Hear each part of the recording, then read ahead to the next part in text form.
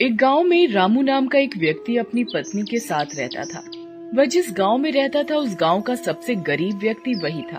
वो मजदूरी करके थोड़े बहुत पैसे ही कमा पाता था।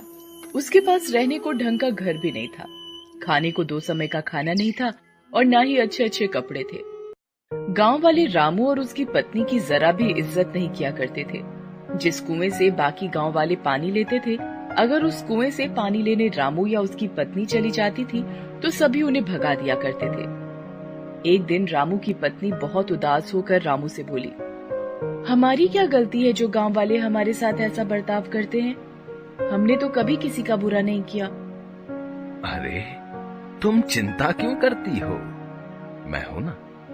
तुम देखना, एक दिन यही गांव वाले हमसे मिलने के लिए लाइन लगा देंगे। मजदूरी करके भी इतने पैसे नहीं कमा पाता हूं जितना बाकी कमा लेते हैं, लेकिन तुम देखना, एक ना एक दिन हमारा भी सम्मान होगा। रामू दिल का बहुत अच्छा इंसान था। वो कभी किसी के साथ बेईमानी नहीं करता था। यही उसकी सबसे बड़ी खूबी थी। एक रात बहुत जोर की आंधी आई। रामू का घर कच्चा घर था, इसीलिए उसे डर लगने लगा कि कहीं उसका घर पानी के बहाव के साथ बह न जाए। रामू और उसकी पत्नी ने कुछ जरूरी सामान अपने हाथों में उठा लिए और पास ही अपने भाई के घर चलने लगे। रामू के भाई का घर पक्का था, इसीलिए रामू ने सोचा कि जरूरी सामान उसके घर में रख देते हैं। रामू हाथ में सामान लेकर अपने भाई के घर तक आया। रामू के साथ साथ उसकी पत्नी भी आई। भाई नीचे आ जाओ, कुछ काम है।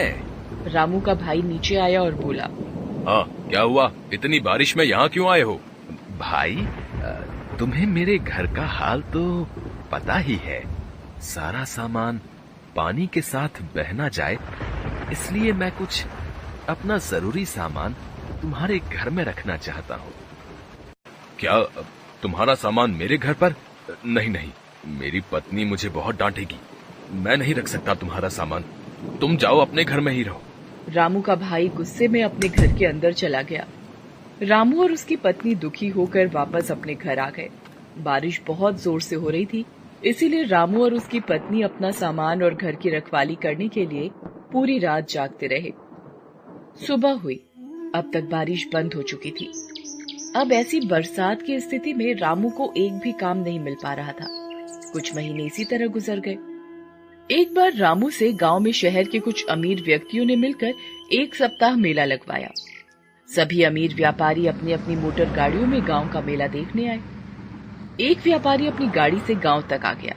अचानक जोर जोर से बारिश होने लगी। उस व्यापारी की गाड़ी कीचड़ में फंस गई। उसने बहुत कोशिश की, लेकिन उसकी गाड़ी कीचड़ से नहीं निकल पा रही थी। बारिश बहुत तेज हो रही थी। गांव के कुछ लोग वहां से गुजर रहे थे तो व्यापारी ने उनसे मदद मांगी। इतनी बारिश में हम क्या मदद करेंगे? ऐसा कहकर वे लोग वहां से चले गए। लगातार बारिश हो ही रही थी। व्यापारी सभी को आवाज देकर बुला रहा था, पर सभी उसकी मदद करने से इनकार कर रहे थे। रामू सभी जगह से काम मांग कर निराश होकर घर लौट रहा था। बारिश बहुत तेज हो रही थी, इसीलिए वो दौड़ता हुआ घर की ओर जा रहा था। तभी उसने देखा कि एक गाड़ी कीचड़ में फंसी हुई थी।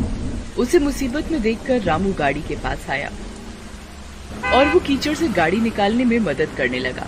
गाड़ी के पहिए कीचड़ में अंदर तक धंस चुके थे। साहब, इसके पहिए कीचड़ में अंदर तक धंस गए हैं।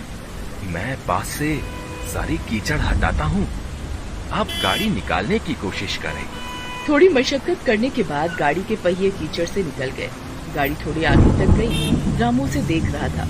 तभी अचानक से गाड़ी रुक जाती है और उसमें से एक व्यक्ति निकलता है और वो रामू के पास जाता है। हेलो, तुम कौन हो? मेरा नाम दीनानाथ है, मैं शहर में व्यापार करता हूँ। रामू उस व्यापारी को देखकर थोड़ा घबरा गया। जी, मेरा नाम रामू है।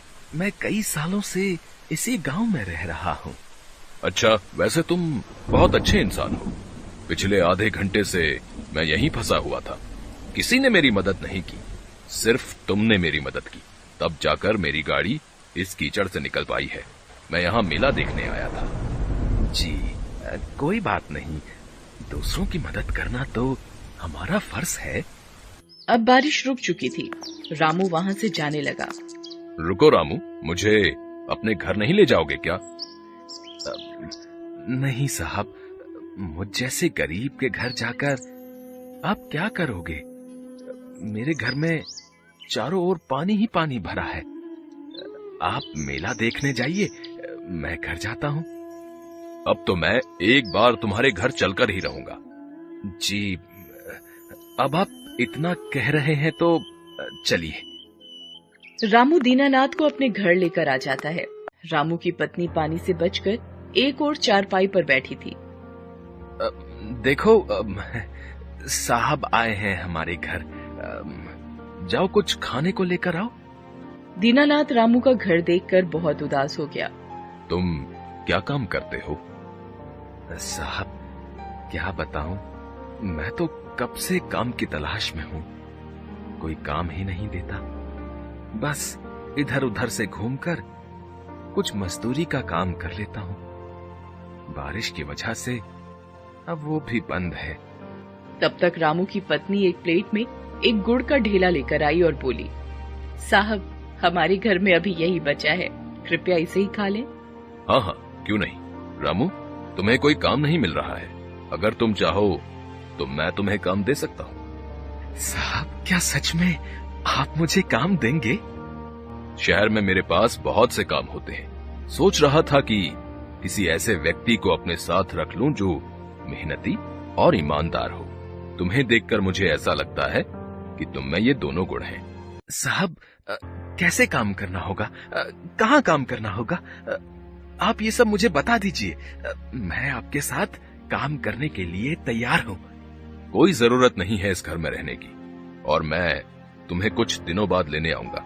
तुम मेरे साथ शहर में काम करोगे और वहीं रहोगे। मैं तुम्हें नया घर दिलवा दूंगा। यह सुनकर रामू और उसकी पत्नी दोनों बहुत खुश हुए। रामू ने पूरे गांव में घूम घूम कर इस खुशी को गांव वालों को बताया, पर गांव वालों को उसकी बात पर विश्वास नहीं हो रहा था। कुछ दिनों बाद दीनानाथ अपनी गाड़ी लेकर गांव आया और रामू के घर के पास रुका। रामू, सारा सामान तैयार है ना? चलो चलते हैं। रामू और उसकी पत्नी सारा सामान लेकर दीनानाथ की गाड़ी में बैठ गए। गाड़ी चल पड़ी। सभी गांव वालों का ध्यान उन्हीं लोगों पर था। दीनानाथ रामू और उसकी पत्नी को शहर लेकर आ गया। उसके बाद उसने उन दोनों को रहने के लिए एक घर दे दिया। रामू सारे काम अच्छे से समझ गया था।